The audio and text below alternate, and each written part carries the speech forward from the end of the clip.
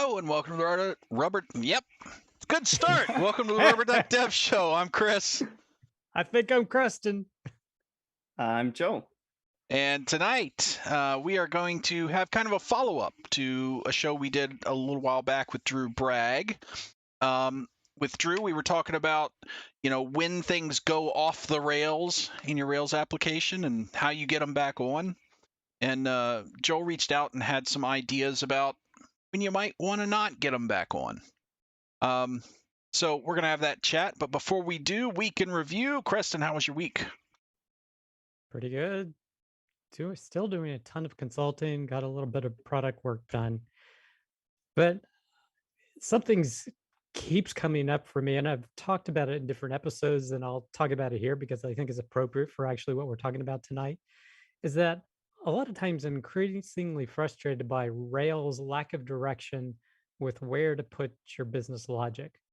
Like they're all about convention over configuration, yet a fundamental part of where you put your business logic, there's no place to put it. Yes, they have models, they have views, they have controllers, but there's, way back, there's the lib directory, but it's not auto-loaded, and there's no expectation of that's where you should put it.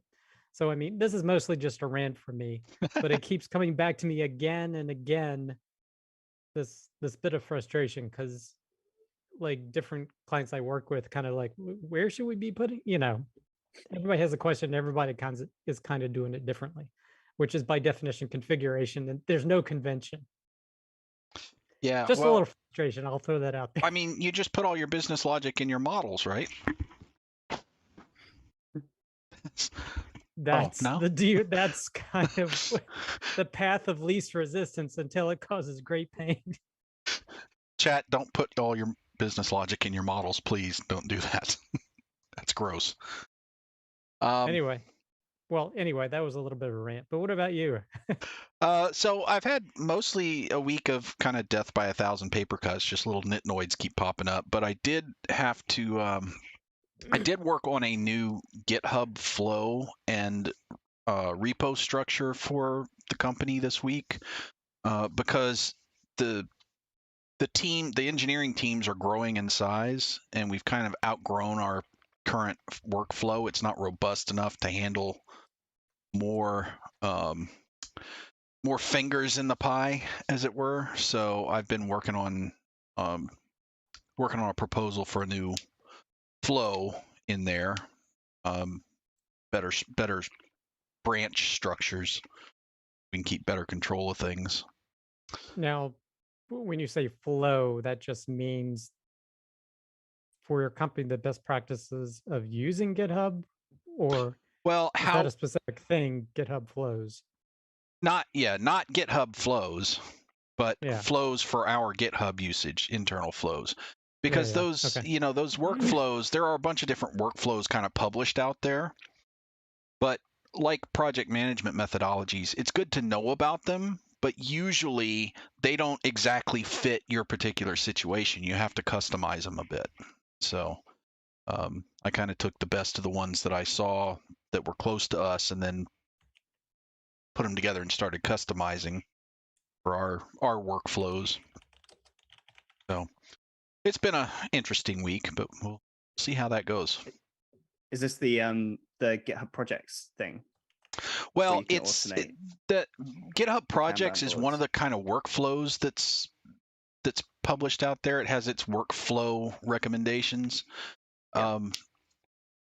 So I took some of the GitHub flows, because like the older GitHub flows is good for one or two developers working in a repo, right? You can control that pretty easily. But you got to have a lot of different things going on when you've got 10 or 15 developers working in the same repo. Right. You need a lot better controls there, or things very quickly get out of control. But then you have to take into account, well, how does my team work? How is our architecture? How many repos am I dealing with? Because we're SOA, so we don't just have one repo. We've got many that interconnect, and so you have to think about all that kind of stuff, and the flows get a little complicated. And then the trick is keeping them simple so people will use them So how was your week, Joel? Yeah, it was great. I spent a lot of the week working on Flex, which is an object-oriented view framework for Ruby. And this week, I have mostly been working on the compiler. So basically, I'm working on some code that will look at a Ruby view that you've written and try to figure out if it can write it in a way that's faster. And then if it can, it will like evaluate the redefinition of the view that you've written in Ruby in the faster Ruby that it's written, and then let you use that. And basically it's meant to be completely transparent. So that's what I've been working on mainly this week. Nice. Yeah, I'm really interested in the Flex. I'm getting ready to start a little live coding sessions. And one of the things I was looking at, I do mostly back end work now, platform work, because I don't like front end stuff. Yeah. Mostly because it's been a pain in the ass when I've done it. So I was looking at Flex going, when I do this, I want to use Flex because it looks like it's going to be a lot easier to deal with for my brain type anyway. Yeah, right. So I really hope so. I think that there's a lot of things in Ruby and in object-oriented programming that are really applicable to views. And Flex just really unlocks the potential of using Ruby, if that makes sense. Because of the way that it works, a lot of the things that you can do in Ruby, like including modules, inheritance, overriding a method and calling super, that kind of thing. All of these tricks that we've learned, all of these patterns that we've learned for writing object-oriented Ruby, they're all like applicable to view code, and they make your view code much easier to work with, I think. So yeah, that's kind of one of the goals. But the side effect of that is, there's a lot of objects to process when you have something like Flex, as opposed to like just working with strings. So that's what I've been working on this week, is basically trying to make it so that you can still have that developer experience of writing beautiful Ruby code, but also have performance. So the experiments I've been working on, like today, the benchmark was at like 10 times, I think 9.12 times the dynamic version. So it's looking promising. That's really good. Yeah, well, I'm excited to use it. So where is this? Because like, if what would I Google to find? PHLEX. You can go to flex.fun to find information about it. So, but Flex spelled with a PH, because everything is taken on rubygems.org, and you have to just make up words now. All right, so just to just to show the people at home, this flex.fun. Yeah, this is where you want to go. That's it. Yeah, because I tried Flex and it talked about an Elasticsearch client. It talked about all this other stuff. I'm like, I should probably do some like SEO around Flex, spelt that like with an F, in order to like try to help people who are looking for Flex Ruby.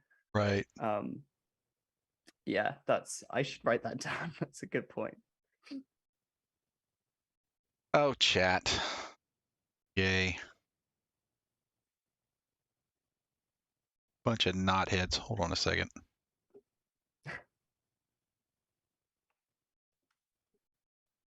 All right. Every once in a while, I wonder if those things ever actually work, that chat spam crap. I've never known anybody that would go look at that garbage, but whatever. Hey, Aaron, how you doing? Welcome to the channel. Aaron Francis was on last week talking about all the streaming toys that I get to play with every week. Yes. It's so fun. Hey, Drew. All right, Drew's here. All right. You and Joel, go. Argue. Hit it. Fist fight. Let's go. No. Colin, welcome to the chat. How you doing, man? All right, so we're gonna have a talk about what at what point is it good, or what situations is it good to actually go off the rails? So you said you had some thoughts following up on Drew's conversation we had. Mm-hmm. Yeah. So when I was listening to the episode with Drew, which by the way was brilliant, and I pretty much completely agree with everything that you guys were saying, but I did want to make a bit of a counterpoint, which is that sometimes it is the right decision to go off the rails and do something that is outside of the Rails framework. And I say framework specifically because there are kind of like two layers of abstraction to Rails. There's the doctrine and the framework. And the framework is essentially like the current manifestation of that doctrine, is the way I see it. And I think that sometimes you do run into situations where you can, like, I guess maybe I should rewind a bit.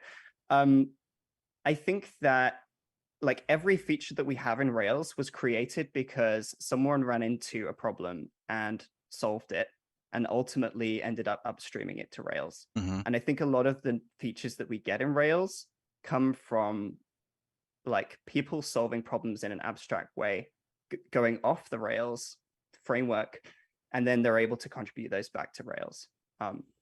So I think, yeah, that's another side to the conversation, which is that sometimes Rails isn't, like, their solution isn't necessarily right for your problem. Aaron likes to go all the way to Laravel. Nice, Aaron. Yeah. Thanks. That's I was trying to think of a few examples examples of this. I think, like, for example, like on one project that I worked on, we ran into a lot of problems around Rails enums. Rails active record approach to enums is kind of strange. It kind of overloads your model with all of these methods that are for a particular enum attribute, and then, but they're not on an object, they're on the model directly.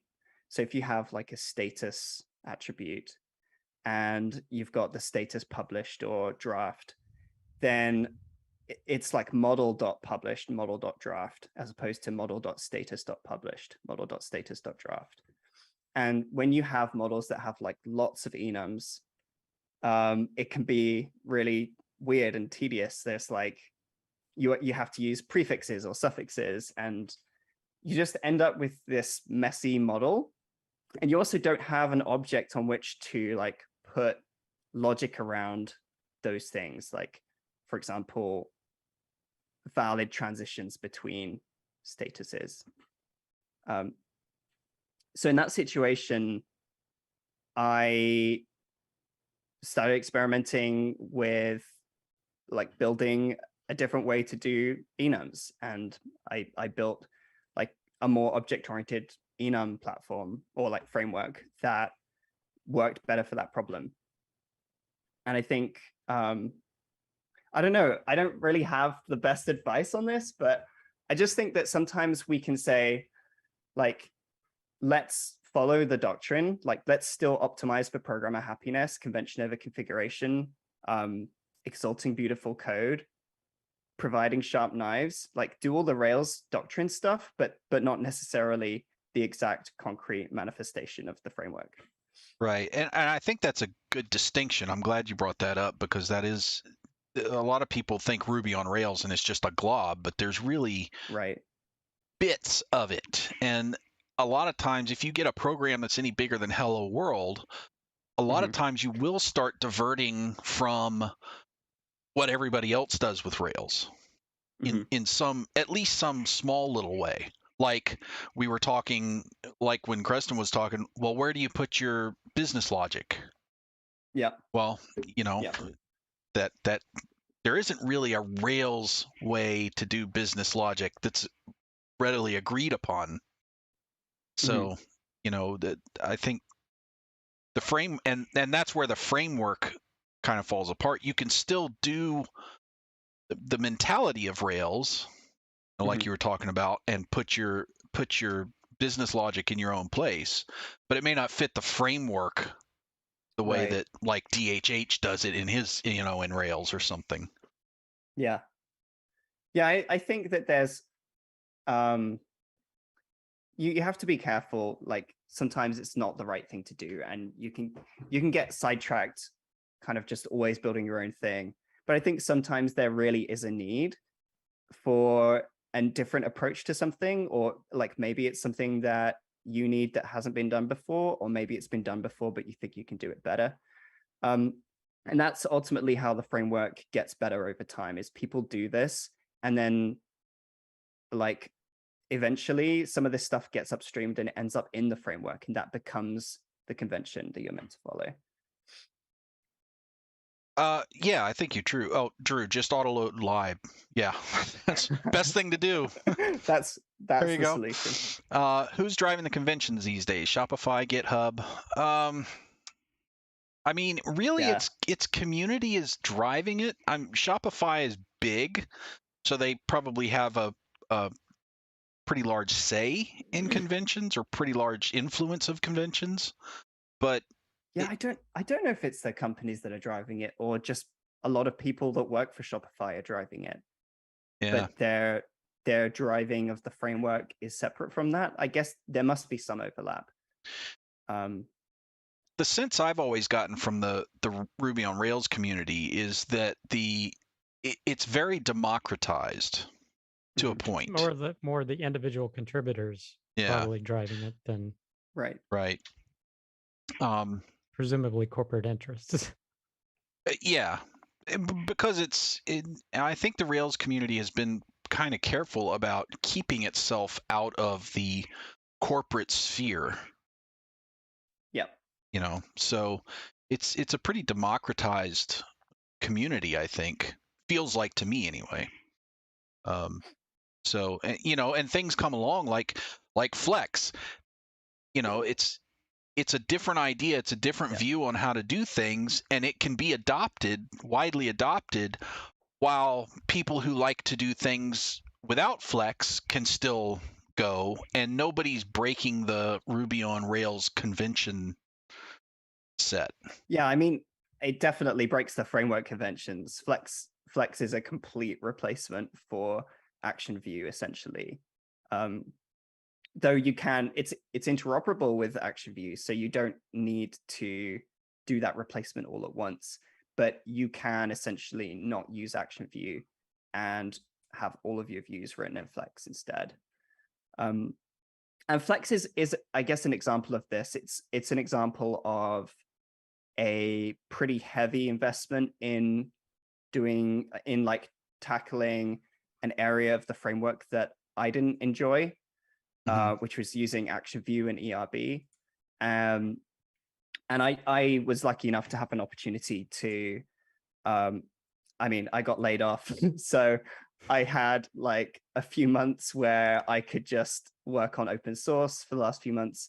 And so that's been like, I think a really great opportunity to tackle quite a large part of the framework, and try to do a different spin on it. And I think that sometimes you have the opportunity to do this at work, like if there is a particular problem that the company that you work for is able to sponsor you to work on. And sometimes you can do stuff in your free time. I was just really lucky to have a good chunk of like 4 months to spend on this. But yeah, I'm not saying that we should all like try to just constantly reinvent the wheel all the time. Just that sometimes we can come up with better ideas. We can be inspired by, like, Flex is very much inspired by React and Vue components and web components. Like, I think that a lot of these ideas weren't really there when Action View was built however long ago. A lot of stuff in Action View is kind of like, Action View is designed to render a few partials on the page. It's probably how it was used at the time, not thousands of partials on a page. And so the way that it's been designed is quite different to how I want to build views today, if that makes sense. Right. And besides just being a progression of things, I also think that there's value in having active view and flex available, because it's two different ways of thinking about the same issue. Like there are lots of people that love doing JavaScript. JavaScript makes me die a little every time I have to look at it. So, you know, I'd rather use Flex that's object oriented because that's the way my brain works. And so having those options there and being able to pick your poison, as it were, to work with your brain, I think is a good way for the community to be elevating these things. Because I wouldn't say that a lot of the times these things come out, I don't know that one's better than the other. It's one is better than the other for certain ways of thinking about problems. Right, or for certain projects. Yeah. Or yeah, definitely. Like I probably wouldn't try to build Google Maps in like with Hotwire and Flex, to be honest. Yeah, but, that might be a little tricky. But there are a lot of apps that I would likely work on where I think it's a really good solution. Like Hotwire methodology, whether that's like Turbo Streams, Turbo Ready, Stimulus Reflex, combined with a back-end component system that lets you break down your views and test them independently and like compose them together. I think that that's a really powerful combination. Yeah. And that kind of brings a question to my mind then. Does the Rails framework have clearly defined borders? I mean, I don't think it really does. There's obviously like there's stuff that's in Rails core and stuff that's not, but the most popular Rails testing library, RSpec, is not in Rails core, and yet it's I think by far more, I might be wrong about this, but I'm pretty sure it's by far more popular than Minitest as like the Rails testing library. It is the one that the community has chosen to be the one that they want to use. I don't think there's even an option. I know that when you start a new Rails app, you can say like --CSS equals Tailwind. I don't think you can even do --tests equals RSpec yet. Maybe you can. I'm thought not sure you could, but I may be wrong. Oh, okay. I never start projects that way, but yeah, I don't typically either. I usually just start the project without any arguments, and then I'm like, oh, now I need to install this. Yeah, I just let me set it up, because invariably if I do the automated stuff, I end up taking more crap out than I would have to put in. So yeah, I just usually start from fresh. But yeah, so this whole concept of going off the rails, is that really even a thing? If Rails doesn't really have these defined borders, right? Like if I use Flex, am I off the rails just because it's not part of core Rails? Yeah, that's I don't really know the answer to that question. Right. I guess in a sense you are, and in a sense you're not. Like you're off the framework, but Flex, I would like to think that Flex is very much built in line with the Rails doctrine and those kinds of principles that inspired Rails. Like everything, I don't know, to me, Action View was like the least Railsy bit of Rails. And everything else I was writing like this object-oriented Ruby classes and being able to like compose things and inherit things, and like then you have the views, and in the views it's just completely different. Now you're back to writing these procedural scripts with like tags that are really difficult to type, and it's just not how my brain works. Right. It always feels really messy to me. Going back to your question about have you gone off the rails, maybe it's a bit of a subjective question. If you have a new developer coming in and you're using Flex and not, ERB templates, you're kind of like, right. What is this? What are you doing? He may think you've gone off, or she may think you've gone off the rails. Yeah, there are definitely drawbacks to that, right? So if when you hire a new developer, if they're used to using ERB, they know where everything is and they know how it works. And I think that is just a decision that you need to make for your project, like in your team, whether or not the benefits of doing something different, doing something outside the framework outweigh the costs of like, this is going to be a new thing that people are going to have to learn that's different. And I think that as a community, we kind of have made those choices about RSpec, for example. Like, it's pretty if you want to be able to hire people and have them just come in and work on your tests, like RSpec is actually probably a more like a better way to go than Minitest, even though it's not the standard, if that makes sense. Right. Yeah. It's not the Rails core way, but it is. Yeah. It seems to have become the unofficial Rails community way. Yeah. Yeah. Yeah, I have no problems with Minitest. I don't use it personally. I use RSpec because I just like it better and it fits my brain patterns better. But right. It just has become kind of the de facto testing library, because the community said they wanted it that way. Right. Yeah. I think that the main point I really wanted to put across was like, at least in your own time, don't be afraid to experiment. Like, don't be afraid to say, this part of Rails is something that isn't great for me. Or I think it could be better, or I think I could add this new feature, and then do it. Like, make a gem, play around, get into metaprogramming, try to see if you can improve something, like write the code that you want to write, and then make that execute and actually work. All right, so Drew says, I think there's also a pretty big difference between pulling in an open source gem and rolling something internally that lives in live and only one person knows how it works. That is very true. I run into that quite often at my job. I go to a new repo and I'm like, I don't know what the hell they're doing here with this. I don't even know where it is, but something's doing it. And it's not in the places I expected. Yeah, I do think as early as you can, like, get that gem extracted and documented and tested and out there where other people can use it and like review it, and you can get that feedback. And if it picks up and lots of people are interested in it, then you have more of a case for using it and maybe even potentially upstreaming something to core.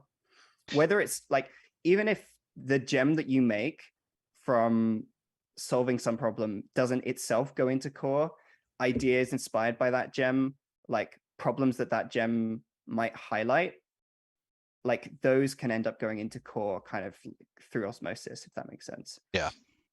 And I think you brought up an important word there. If you're going to go off the rails and do some non-standard Rails stuff, please document it. So that if new developers come in, they can, this isn't in the views folder. This is over here because we're doing it different, right?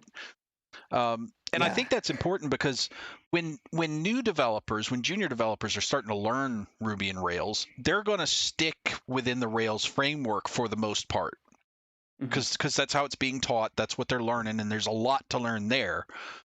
So throwing them a curveball all of a sudden without any kind of documentation is just going to blow their heads up and probably frustrate them. So, if you're going to go off the standards, that's not necessarily a bad thing. It's only a bad thing if you don't let people know you're doing it. Yeah.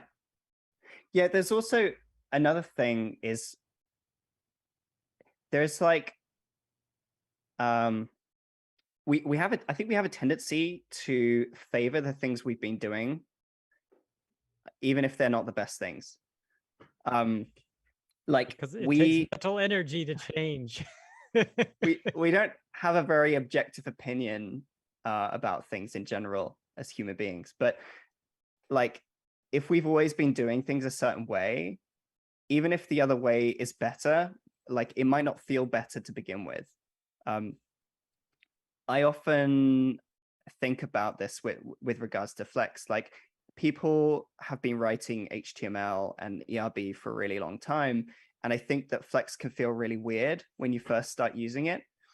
But for me, I think that if you think about it objectively, you're actually taking away one language. You're saying, instead of having to learn Ruby and HTML and ERB as well, so three languages really, you kind of only have to learn Ruby.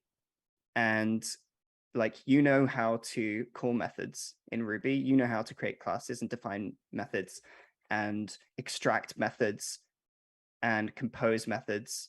Like, all of this stuff is now just applicable to views. And so I think if you were new to everything and you didn't know all this other stuff and you hadn't like been using it for 20 years, that it might actually be more intuitive to not have to go out of the language and go into a different language, if that makes sense. Yeah. I might be wrong about that, but that's my feeling. And I think after a while, it does feel like I don't have to do all this context switching. Like, I don't have to switch between like iterating over an instance variable of articles and actually outputting those articles. It's like there's no switching really at all. Yeah, I think probably where this came from, like the ERB templates came from, is probably we have to thank PHP for that. Yeah, because PHP, put Aaron. everything essentially in the view yeah. or the templates. So I think, and maybe there was a little bit of logic in that. It's like, well, people are accustomed to it anyway, and right. So I think it's just from history. I mean, this is where I'm betting. Yeah, that is basically came from PHP at the time. Yeah, and the idea to do this in Ruby with method calls is quite an old idea as well. Like, I think the earliest example I've seen is from Y, who built Markabee, and all of the syntax for Flex is essentially identical to Markabee. There's some very slight differences, and like some ideas from Markabee that we don't have in Flex, but it's essentially the same thing. So you're saying that this, like on the page here, sorry, I'm going to ask questions about the project, Sure. maybe a little bit off topic, but you said it's a little bit more than 4 times faster than an Action View partial. And you're saying you've done some recent improvements to make that up to 9? So no, so the improvements that I've been working on today make Flex 9 times faster than Flex was before compilation. Oh, so you're talking 36 times faster? Yeah, so the benchmarks on the benchmarks that are referenced on the website are particularly focusing on partial rendering. Okay. Because Flex, the dynamic version of Flex, like rendering attributes and tags is quite expensive, but rendering partials is very, very cheap. Okay. When with the compiler, rendering templates and tags is also very, very cheap. So I think we'll have a lot more objective stats on that soon. But yeah, the benchmark that I did today is 9.12 times faster than, or as fast as Flex was basically this morning.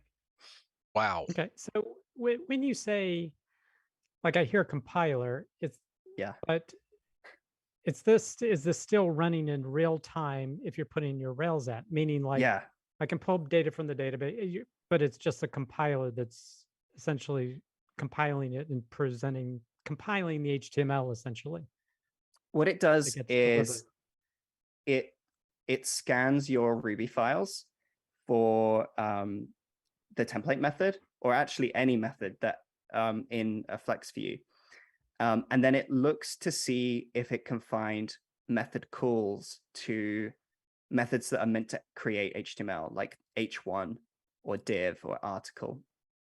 And then it checks if you have redefined those methods to do something else.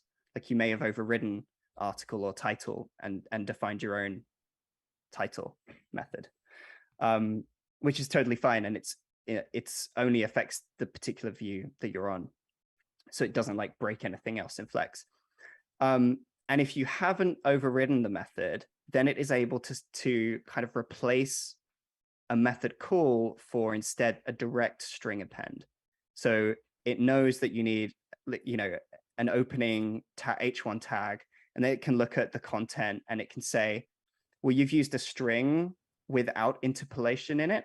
So this string is already safe. So we can HTML escape it ahead of time and immediately output that, rather than having to have that happen every time someone loads that component, for example.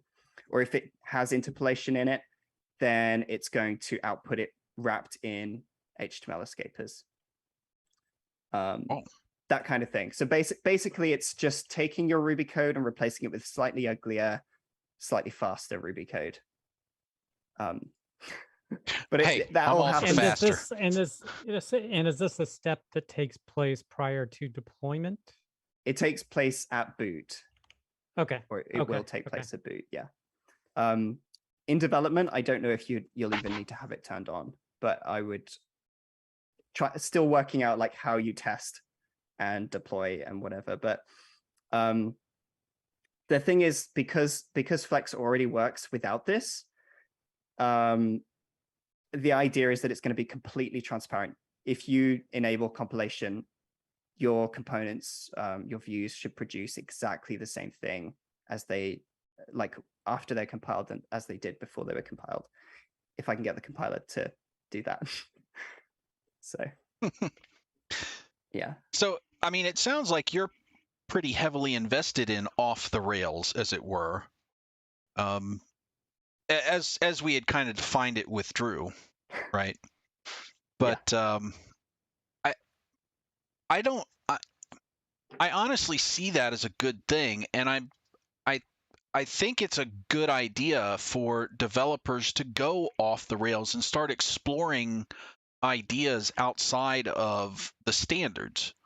Because while the standards are important to know, I think it's a good idea to know the Rails framework. But I think it's also a good idea to know when you should step outside it and start developing things that will eventually could likely become very valuable to the community as a whole. I mean, that's where most gems come from, is people stepping outside the framework and saying, oh, this might be useful. Right, yeah. And especially if you can step outside the framework in a way that doesn't expose you to much risk, and then see how the community responds, like see if that idea has traction.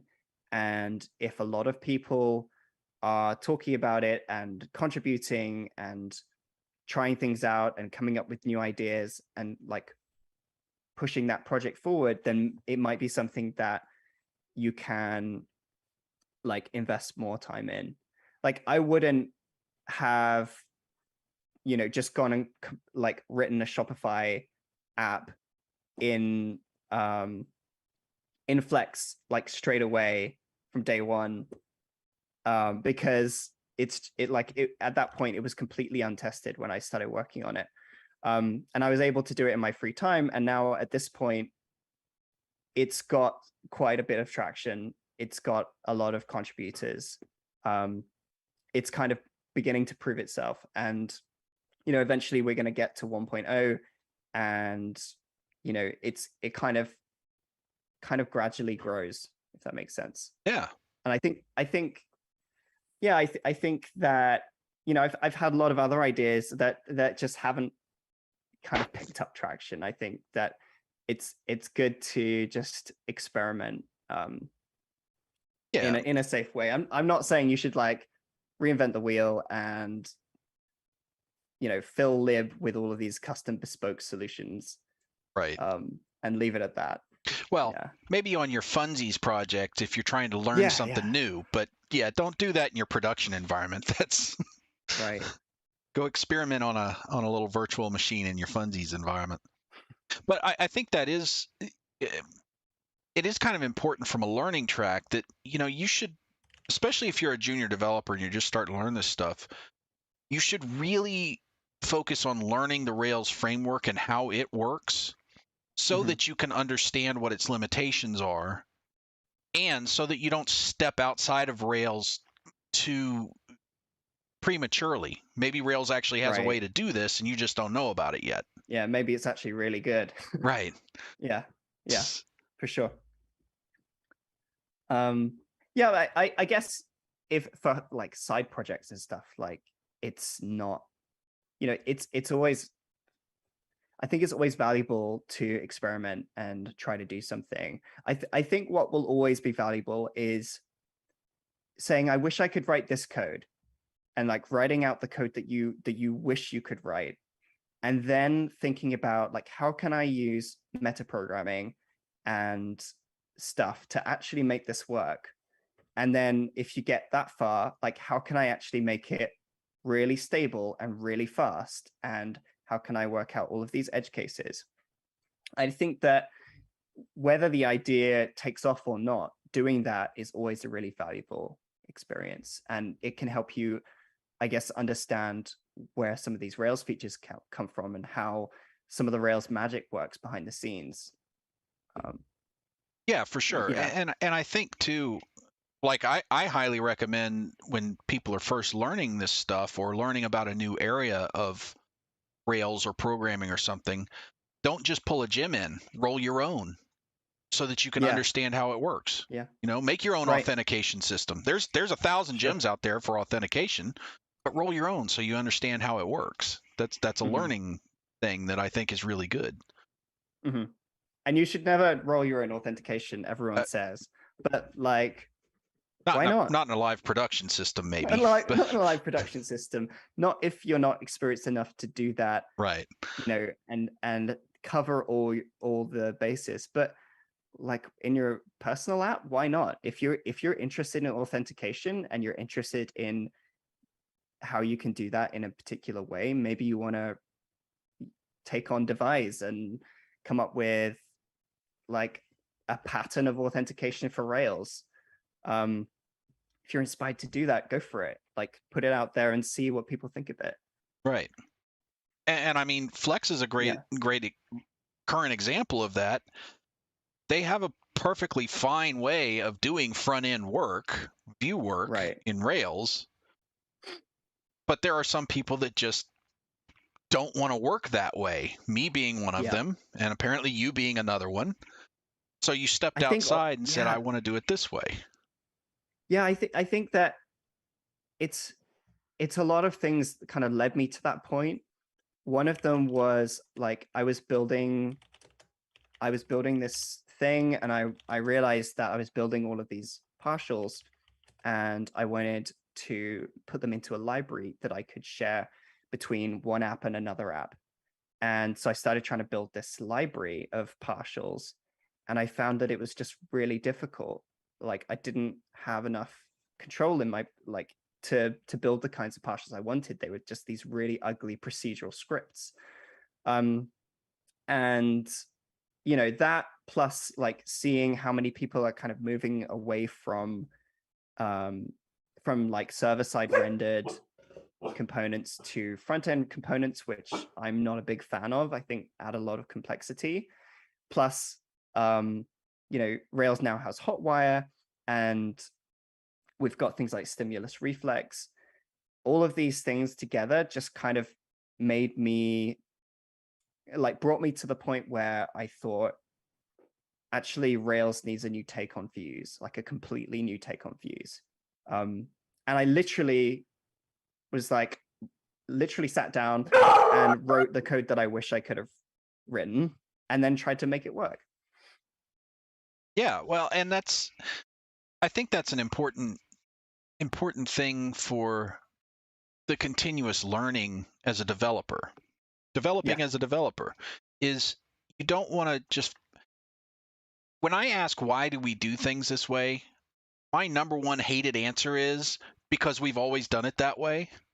I can't stand that. That really just irks me. It's like, if you don't have a good reason for doing this, maybe you need to think about a different way of doing it. And now is the time to step out.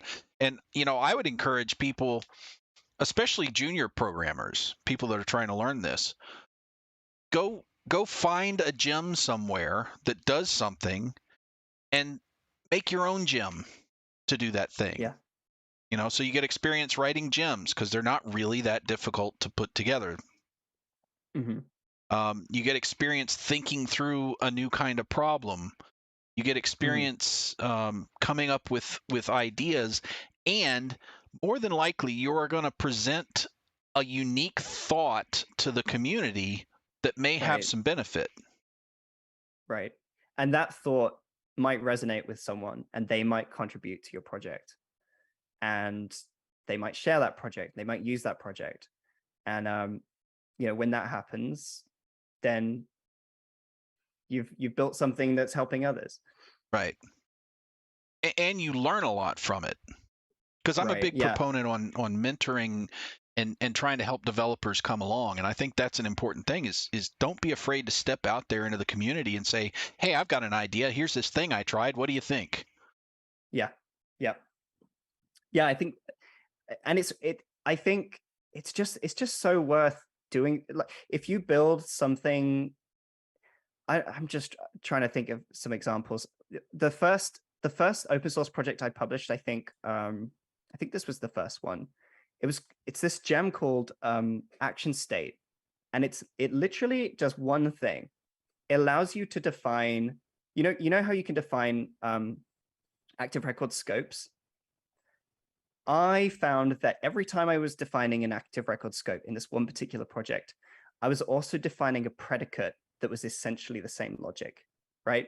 So if I want to find all of the articles that are published when given a relation of articles, when I'm given a single instance of an article, I want to be able to ask if it's published with the predicate. And so I wrote a gem that would allow me to do that in one line, which uses the active record DSL. You can say state published, and you can say where published true. And then that actually generates a predicate for you.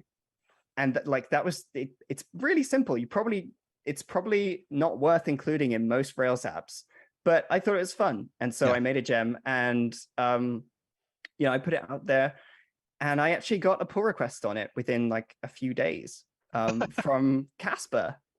Wow. And that was just so encouraging. And I think that really inspired me to kind of go at it with more gems and more ideas. And I think, I just think doing stuff like that is so good for your own personal development. And it's so encouraging. And I think you can just learn so much just from your own research, but also from other people. Yeah, absolutely. And I think, too, you brought up a good point. A good way to find ideas for gems, if you want to find one, is if you're doing a project and you find yourself writing the same line of code over and over again and doing the same stupid thing, and you're like, why the hell am I doing this 15 times? Right. Write a gem to encapsulate it. Yeah. That's a good opportunity to do that. I think there's a lot less pressure when you make your own gem rather than opening a PR against Rails, right? You open a PR against Rails, that's, I don't know, the imposter syndrome is really strong there. And I think that DHH is going to call me an idiot. I know, right? Exactly. I'm terrified to even I don't know. I get really scared of doing anything on Rails because I'm just these people are just so good, and I don't know. But work your way up to it. Start with exactly, right? So a lesser known gem, and then just keep going up popular ones. Right. I think when you do that, it's just a lot less pressure. I made my own gem, and it doesn't matter if you don't like it. Well, see you, Aaron. Have a good dinner. Thanks for stopping by, man. So yeah, I mean, I think it's interesting, and honestly, I think, like you said at the beginning of this, I agree with all the stuff we were talking about with Drew about you trying to stay in the Rails framework and the Rails state of mind as much as you can. But if people never stepped out of that, we wouldn't have gems at all. Right. You know? Yeah. So it is important to sometimes you need to learn to recognize when you should step out of the framework. Mm-hmm. Because there are lots of times when you should do that. And in fact, you know, even DHH does that. I mean, his companies have put out many gems. Mm-hmm. Yeah, including like Hotwire and Action Text and can't think of more examples, but loads of stuff. Yeah. Was extractions from Basecamp, and loads of stuff has been as extractions from GitHub and Shopify. Mm-hmm. But I guess you don't need to be one of these big companies to do that. No. Especially if you find yourself with lots of time and you want to try to spend it developing yourself, learning and growing as a developer, like making something, building something is, I think, the best way that you can do that. Yeah. And if you're stuck for ideas, find a gem that looks interesting to you, find out what it does, and then reproduce it without looking at their code. Reproduce the results, but do it your own way. You know, and do we need another one of those gems, a clone of that gem? Maybe, maybe not, because you might come up with a really clever way of doing part of that that could be useful to the original gem. Right. So, yeah, I you know, like you said at the beginning, I think the conversation we had with Drew was valuable. Definitely. And not off point, but you do. No, he's absolutely right. Yeah. You should try to stick to the framework like as much as you can. Right. I think that's right. But I think your kind of counterpoint here, or I see it as more of an addendum than really a counterpoint, is that part of your growth as a developer, I think, and this isn't just with Rails, this is with any development environment, any framework, you should get to the point where you're comfortable to say, this framework doesn't have the things I want for this particular situation. I need to step outside of it. Right. Yep. And I think that's an important part of developer growth and developer maturity, and it will really help you. The sooner you can get to a comfort level of doing that, I think the faster you'll start growing as a developer, because you'll start looking for things that, yes, I can do this in this framework technically, but I think there's a better way to do it. Let me experiment. Yeah. Yeah, and I think that's just when you can go and like to that higher level of abstraction, which is still the Rails way, but it's like the more abstract Rails doctrine. Like, I'm exalting beautiful code. I'm using conceptual compression. I'm creating a convention, but I'm not necessarily using ones that have been created for me. Yeah, exactly. Yeah. So, oh man, here it is, 9 o'clock again. Every time I do this, I enjoy talking to the person we're talking to, and 9 o'clock sneaks up on me. Well, it's not 9 for you. It's stupid o'clock in the morning for you.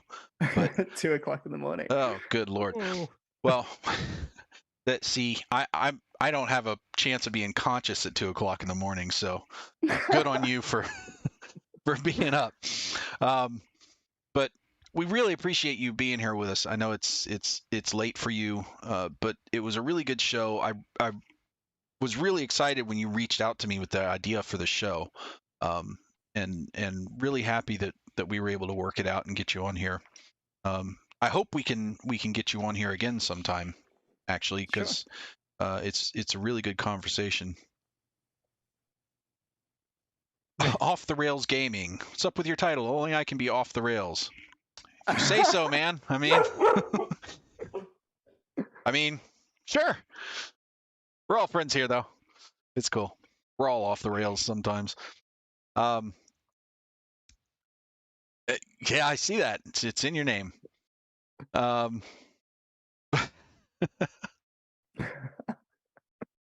mean, if you say so. Okay. So, but welcome to the show. Sorry you just popped in at the end here. We're signing off, but welcome. Hopefully you can come again. But yeah, we appreciate you being here so much. I appreciate the idea for the show. I do want to get you back because I have very much enjoyed talking to you, and I think there's a lot more things that we could talk about. Yeah, thanks. I am looking forward to communicating with you once I start the live coding show, because I am looking forward to using Flex, but I'm going to have a crap ton of questions. So, just get ready for that. Just let me know if you want to pair on something on the live coding show. I'm down for doing that. Awesome. Yeah, absolutely. I will most likely take you up on that. So we are going to sign off for tonight, but we will be back next Wednesday at 8 p.m., just like we are pretty much every Wednesday at 8 p.m. Eastern time. I know for you guys across the pond, that's a bit of a stretch, but I usually just do the catch up on Overcast. Yeah, which is the good thing. You can find us on the recordings on YouTube, the VODs on Twitch for I think 14 days is how long they stay there, and Creston graciously converts these all to audio only podcasts, so you can catch those everywhere that podcasts are living. You can also come by our website, www.rubberduckdevshow.com, and listen to everything there, or actually watch it. I guess you're linking to the videos there. Also, if you want to know what's going on during the week and keep up with things, you can follow us on Twitter at DuckyDevShow. I try my hand at Twitterizing every once in a while there. I suck at it, but I'll get better. So hope you guys enjoyed that. If you did, please mash all the buttons and ding all the bells. Next Wednesday, we've actually got a special show. We've got a big panel of people dressing up in costumes for Halloween to tell their development horror stories. That's going to be awesome. So, and we are extending tonight an invite to you for that as well, Joel. You can just ping me offline and let me know if that's something that you could do. We're just going to get on Zoom and chat away. But awesome. That will be next Wednesday. We've got quite a few people lined up, and I will put on Twitter what the full roster is going to be in the next few days, because I'm still waiting on some responses from a few people, but it's going to be a good one. So you guys make sure and be here for that. We will see you then, and until then, happy programming. Happy programming. Bye. Happy programming.